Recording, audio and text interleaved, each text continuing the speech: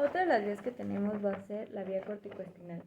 En esta, las fibras del fascículo corticoespinal nacen como axones de las células piramidales situadas en la quinta capa de la corteza cerebral, que es hasta acá arriba. Después, una tercera parte procede de la corteza motora al área, que es el área 4. Otra tercera parte se origina en la corteza motora secundaria, que es el área 6. Y otra tercera parte se origina en el lóbulo parietal, que es área 3, 1 y 2.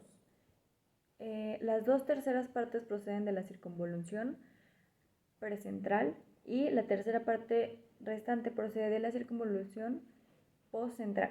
Las fibras descendentes convergen en la corona radiada y pasan a través del vaso posterior de la cápsula interna. El fascículo continúa después a través de los 3/5 centrales de la base del pedúnculo mesencefálico.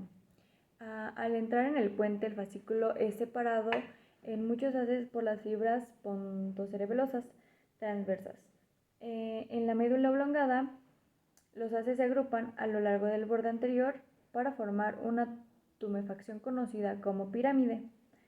En la unión, la pirámide va a ser esta parte de aquí. Después de la unión de la médula oblongada y la médula espinal, la mayoría de las fibras cruzan línea media en la decusación de las pirámides y entran en el cordón blanco lateral de la médula espinal para formar el fascículo corticoespinal lateral. Después, las fibras restantes no cruzan en la decusación, sino que descienden por el cordón blanco anterior de la médula espinal como fascículo corticoespinal anterior. Estas fibras acaban cruzando a la línea media. Después terminan en el cordón gris anterior en los segmentos medulares en las regiones cervical dorsal superior, que es esta parte de aquí. Otra de las vías de las cuales les voy a hablar es de la rubroespinal. Esta comienza en el núcleo rojo,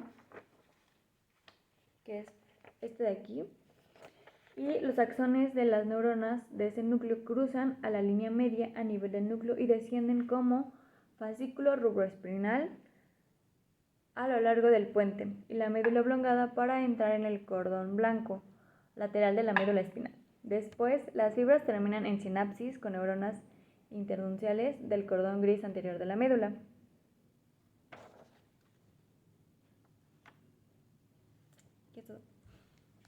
Otra vía que tenemos es la espinocerebelosa. ¿Okay?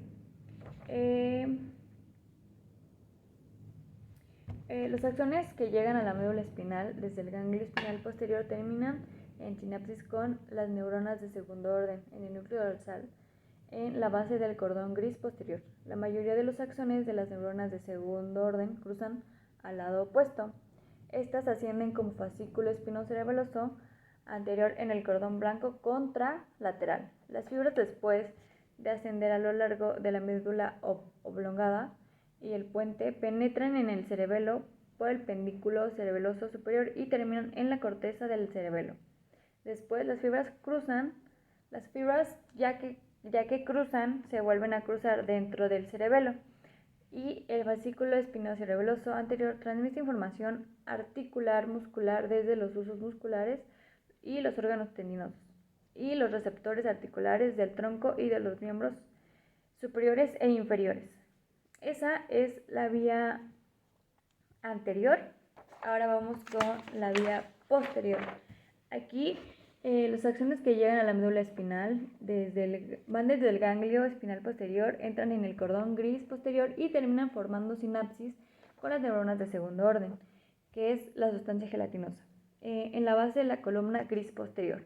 Las neuronas se conocen como núcleo dorsal, que también se le conoce como columna de Clarke.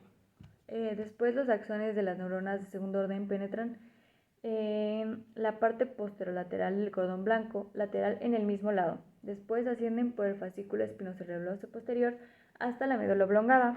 El fascículo se une con el pedúnculo cerebeloso inferior y termina en la corteza cerebelosa.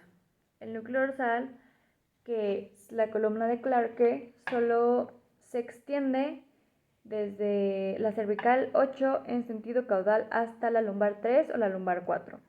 Después los axones que entran en la médula espinal de los segmentos de la lumbar 5, sacra 1 a la sacra 4, sacra 5, ascienden por el cordón blanco posterior hasta alcanzar lumbar 3 o lumbar 4, donde entran al núcleo.